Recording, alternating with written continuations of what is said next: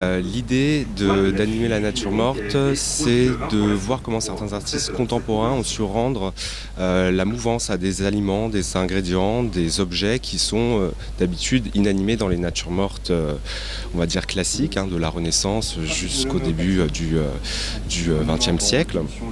Et l'idée, c'est vraiment de voir comment ces artistes ont su trouver des stratégies afin de pouvoir renouveler ce genre, donc à travers une intervention qui va être en trois parties, sur la question du travail d'un terroir, sur la cuisine et enfin sur la question de la culture et de la récolte. Le but, c'est vraiment de proposer de nombreux exemples, beaucoup d'images en fait, puisque beaucoup de gens ne connaissent pas en fait ces pratiques qui sont assez récentes, qui datent vraiment d'une vingtaine d'années.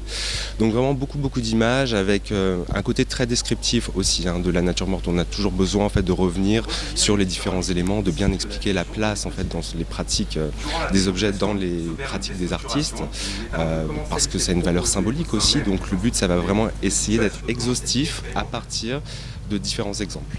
L'idée, c'est vraiment de donner vie à la nature morte par la cuisine, c'est-à-dire en utilisant les ingrédients, en les cuisant, en les découpant et puis en les laissant la possibilité au spectateur en fait d'ingérer une partie en fait de l'œuvre. On rend d'une certaine manière une animation à nature morte, à une nature morte qui au départ en fait est composée d'objets laissés pour morts ou immobiles.